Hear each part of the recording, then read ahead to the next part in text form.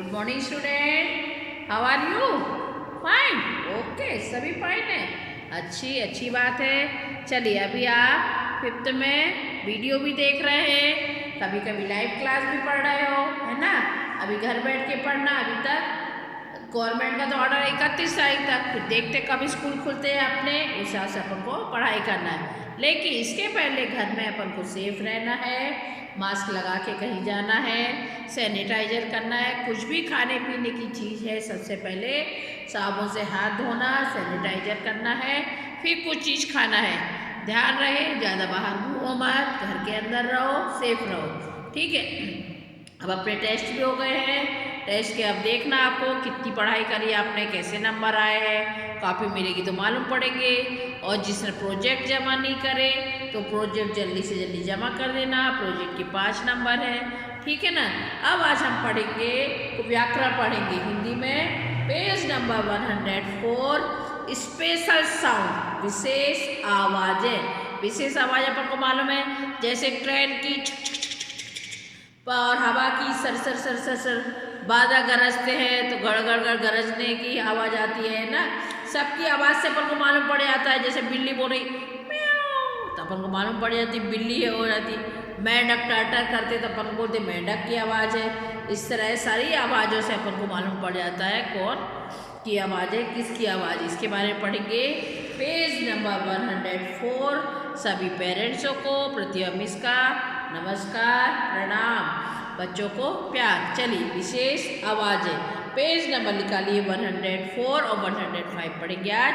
फिर हम इसके आगे अपठित गद्यांश भी पढ़ाएंगे। पहले ये वाला अपना चैप्टर कर लेते। चलिए, निकालिए सब बुक। पशु पक्षियों की आवाज़ों को, पशु पक्षी की आवाज़ भी आती है जैसे गाय बोलती है अम्बा, चिड़िया चींची। तो पशु पक्षी की आवाज़ों को हम कुछ नाम देते हैं, कुछ भी किसी की सबके नाम देते हैं अपन, है ना। जैसे भौरों का गुंजार करना, मतलब भौरे बोलते हैं तो उनका भौरों का गुंजार कर रहा है, गुंज गुंज कर रहे हैं। तो जब भौरे बोलते हैं, फूलों के पास जाते हैं तो कहते हैं भौरे गुंजार कर रहे।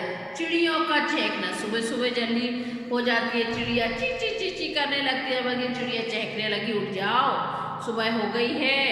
फिर इसी प्रकार सिक्कों का खनकना, जब पैसे रहते हैं डिब्बी में अपन खनकाते हैं गुल्लक में, तो सिक्के जो आवाज़ करते हैं उसको कहते हैं सिक्कों का खनकना।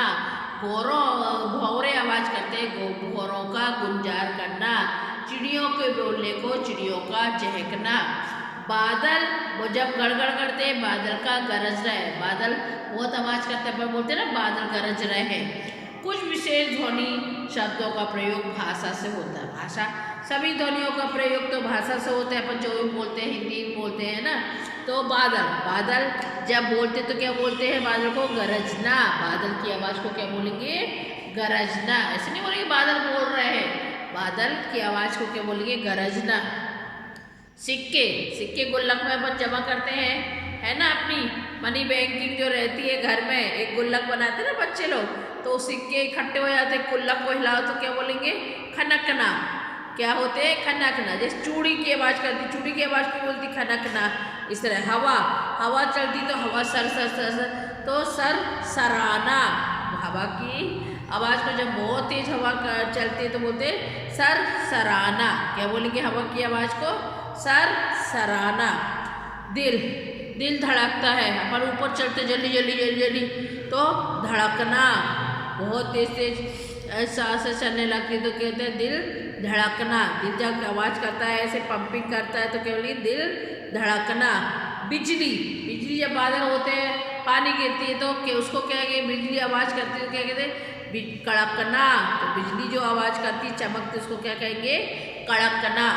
बहुत आवाज़ करती तो कड़कना। बिजली जब आवाज़ करती बादल में क्या बोलेंगे, कड़कना। अब घुंघरू, जब कथक डांस होता है, भरतनाट्यम होता है, तो डांस वाले सब घुंघरू पहनते तो रुंझुन करना। घुंघरू को क्या कहते हैं, रुंझुन करना। पायल में जो घुंघरू रहते हैं, छोटे छोटे बच्चे रामचंद्र जी पग पग चलते हैं, रुंझुन करना। तो पायल की आवाज़ को क्या कहते हैं, रुंझुन करना। पायल की आवाज़ को, घुंघरू की आवाज़ को रुंझुन करना। अब पंख और कपड़े को जब साड़ी को जब सुखाते हैं, हवा तेज चलती तो फड़फड़ाना। और पंख भी चिड़ियों के क्या होते हैं? फड़फड़ाना। अगर तोते को एकदम पकड़ो और पिंजरे में डाल दो तो फड़फड़ फड़फड़ पंख हिलाता तो उसको कहेंगे फड़फड़ाना, फड़फड़ाना। तोते की आवाज़ को और किसी को यहाँ पर बंद कर दो, चिड़िया को कर दो, क्या कहेंगे? फड़फड़ाना। जीप, जीप लप लपाना, लप लपाना। कोई चीज़ गुलाब जामुन जीप लप लपा रही, खाने की इच्छा हो रही है, लप लपाना, है ना, इसको कहते हैं लप लपाना। अब घंटा, घंटा स्कूल में भी बजता है, मंदिर में भी बजता है ना, तो उसको क्या कहेंगे? घंटे को टन टनाना, टन टनाना, टन टनाना, टन टनाना, है ना। आप तोप, तोप रहती है, फायर होती है उसमें युद्ध में, है ना, तो तोपों के दन दनाना, दन दनाना मार दो शत्रुओं को, दन दनाना। मोटरसाइकिल फट फट फट करना, फट फट करना। मोटरसाइकिल चल जाती फट फट करना, लेकिन अच्छी मोटरसाइकिल ज़्यादा जो पुरानी हो जाती है वो ज़्यादा फट फट करती है, फट फट करना, फट फट करना। घड़ी, घड़ी जब चलती है तो टिक टिक टिक टिक करना, घड़ी टिक टिक करके चलती है, कांटे चलते रहते हैं तो अपन रात में सो जाते हो तो घड़ी की आवाज़ कैसी आती है? टिक टिक करना।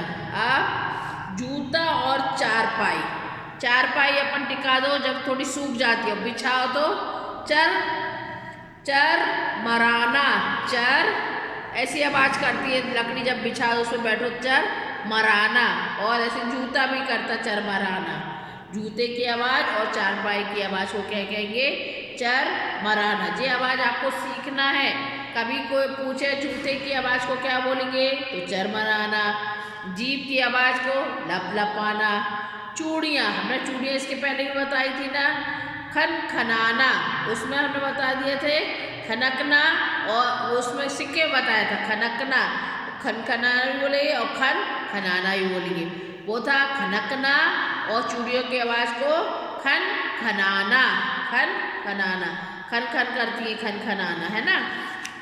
चलिए अब आ जाएगा क्या? शस्त्र, शस्त्र रहते हैं जो युद्ध में काम आते तो को झन झनाना।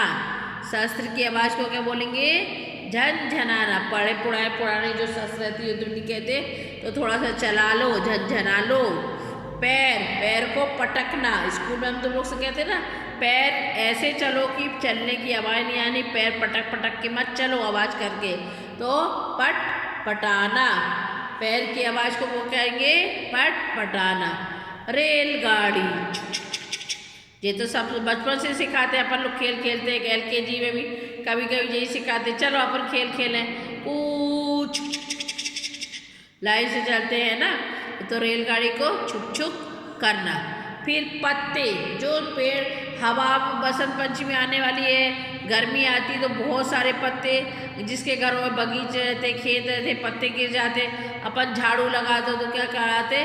खड़खड़ाना। वो पत्ते सूख जाते तो खड़खड़ आवाज़ करते, खड़ खड़ कनकना, खड़ खड़ कनाना, है ना, खड़कना खड़कना। अब झरना, झरना आ गया, ऊपर से पानी बह रहा है। अपने यहाँ तो बहुत झरने चलते हैं, महादेव, छोटे महादेव, बड़े महादेव पे कोदू पानी तो झरझर करना। झरने की आवाज़ तो सबको मालूम होगी, झरझर करना। अब धनुष, धनुष का क्या गया? धनुष का भी आवाज़ आ जाएगी, क्या आ जाएगी? टंकारना, टंकारना। धनुष ऐसे चलते हैं ना, चलती तो आवाज़ होती, किसी से टकराना है तो, है ना, टकराना। तो टक टकारना, टकारना, टकराना, टकराना, टकारना, जो हो गई धनुष की आवाज़, टंकारना। अब आपकी बारी, अब आपकी बारी दे दी, जैसे रेलगाड़ी दे दी। अब रेलगाड़ी की आवाज़ क्या है उसको आपको लिखना है, रेलगाड़ी की आवाज़ को छुक छुक करना। अब पंख, पंख की आवाज़ को, पंख की आवाज़ को क्या आपने बताया था? पिंजरे में अपन चिड़िया को, तोते को बंद कर दो तो क्या होगा? फड़ फड़ाना। क्या हो जाएगा?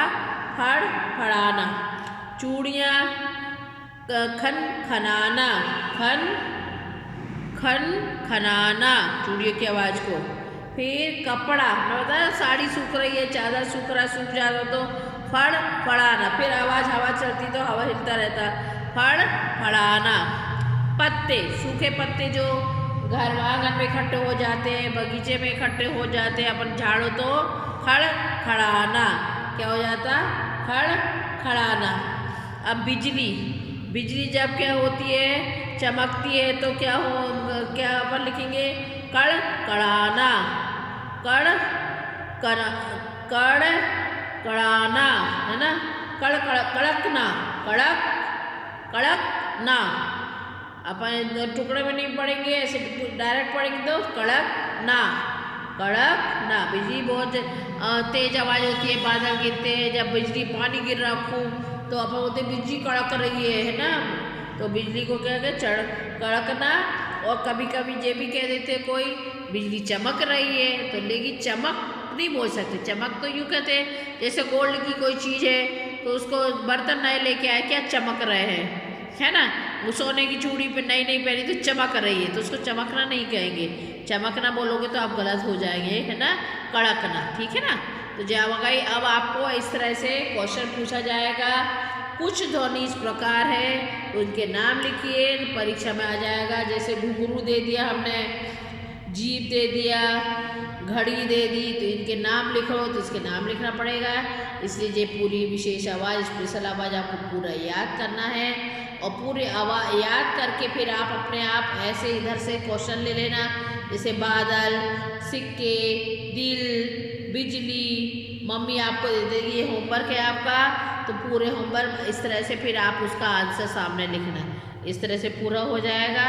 इस पेज नंबर 104 और 5 तो अपन को अच्छी तरह से पढ़ना। फिर इसके बाद आता है अपठित गद्यांश। इंग्लिश में बोलेंगे अनसीन पैसेज। अनसीन पैसेज मतलब अपठित, मतलब जिसको अपन ने पढ़ा नहीं है, ऐसा एक चैप्टर आ जाता है। फिर उस चैप्टर में से अपन को उसमें से क्वेश्चन आंसर लिखना पड़ते हैं, उसमें से एक शीर्षक भी देना पड़ता है ना? तो पेज नंबर आएगा 106। अपठित ऐसा गद्यांश जो पहले पढ़ा नहीं गया हो, अपठित गद्यांश कहलाता है। अपठित गद्यांश मतलब जो पाठ में से देते गद्यांश, और जो कविता में से आता है उसको कहते हैं पद्यांश, है ना? तो भाषा की अच्छी पकड़ तथा समझ के लिए अपठित गद्यांश का अभ्यास अत्यंत आवश्यक है। यहाँ अपठित गद्यांश उदाहरण के रूप में दिया गया है, छात्र उसे पढ़ें, समझें, इसके पश्चात अभ्यास के लिए दिया गया अपठित गद्यांश हल करें। अभ्यास के लिए मतलब कुछ उसमें से क्वेश्चन दे दिए गए हैं, तो उसको उत्तर अपन को उसी पाठ में से, जैसे अपन पाठ पढ़ते हैं, पाठ में से ही आंसर रहते हैं। तो बच्चे क्या पकड़ रहे थे, अपन ने लिखा था तितली, है ना? फिर माली ने बच्चों को क्या खाने के लिए दिया? रोटी सब्जी। ये अब क्लास 3 का बता रहा है। इस तरह से पाठ के अंदर ही अपन को क्वेश्चन दिए रहते हैं, उसमें आंसर ढूंढना पड़ता है। चलिए देखते हैं उदाहरण। हमारे देश के महान संत स्वामी रामतीर्थ एक बार जापान गए। अपने यहाँ के सभी नेता और कई लोग जो महान लोग थे विदेश में गए। विदेश में जाके उन्होंने कुछ ना कुछ कारनामे करे हैं, जिससे उनकी आज भी याद है। वे रेल में यात्रा कर रहे थे। एक दिन ऐसा हुआ कि उन्हें खाने को फल नहीं मिले। उस दिन फल ही उनका भोजन था। गाड़ी एक स्टेशन पर ठहरी, मतलब रुकी। वहाँ भी उन्होंने फलों की खोज की, पर उन्हें वहाँ फल अच्छे नहीं मिले। उनके मुंह से निकला, जापान में शायद अच्छे फल नहीं मिलते। उनके मुंह से ऐसा निकल गया कि जापान में शायद अच्छे फल नहीं मिलते। एक जापानी युवक प्लेटफॉर्म पर खड़ा था।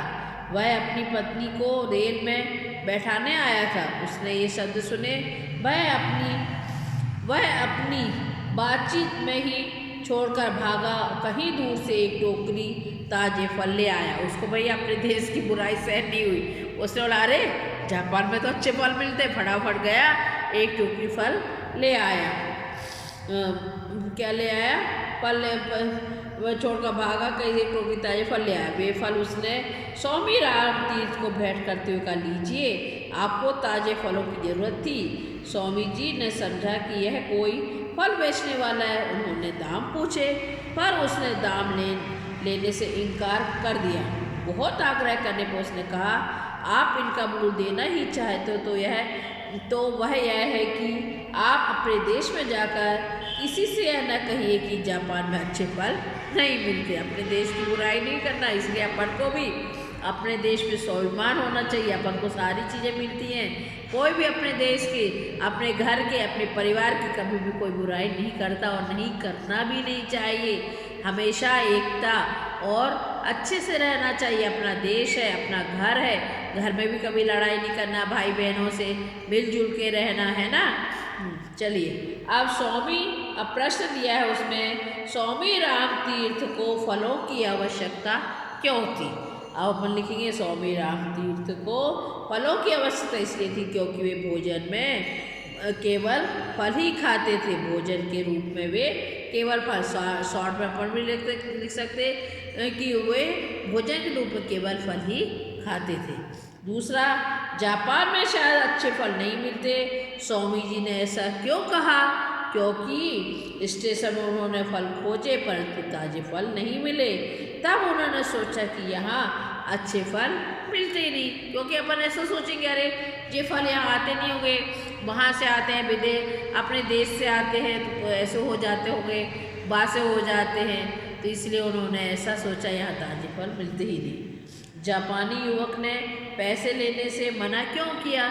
इसलिए मना किया कि पहले तो वो एक तो सब फल बेचने वाला नहीं था, दूसरी उसने बहुत आग्रह करने पर नहीं लिया क्योंकि वो फल बेचने वाला था ही नहीं। अब देखो, वह कोई फल बेचने वाला नहीं था बल्कि अपनी पत्नी को गाड़ी में बैठाने आया था। उसे जब मालूम हुआ स्वामी जी को फल नहीं मिले, वह स्वयं जाकर फल ले आया, है ना। चौथा है, प्रस्तुत गद्यांश से युवक के व्यक्तित्व के बारे में क्या पता चलता है? प्रस्तुत गद्यांश से युवक के बारे में देश प्रेम का पता चलता है। उसने अपने छोटे से काम से अपने देश का गौरव बढ़ाया, क्योंकि मालूम पड़ गया ना उसको कि हाँ, उसने अपने देश का बोला, रहे जापान में तो फल ही नहीं मिलते, तो उसने फल ला के दिए और अपने देश का गौरव बढ़ाया। नहीं, ऐसा किसी से मत बोलना कि हमारे देश में फल नहीं मिलते था। आज हमारे देश में भी फल मिलते, इसलिए अब सबको अपने अपने देश से, अपने परिवार से, सबको अपने अपने देश से प्रेम रहता, परिवार से प्रेम रहता। इसलिए हमें इस अपन को पाठ गद्यांश से शिक्षा मिल रही है कि हमें अपने देश से बहुत प्रेम करना चाहिए।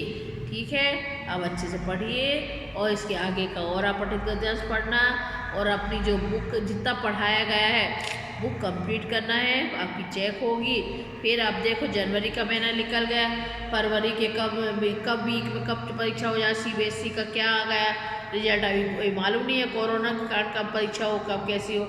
इसलिए आप अपनी पूरी तैयारी रखो, अच्छे से पढ़ाई करो।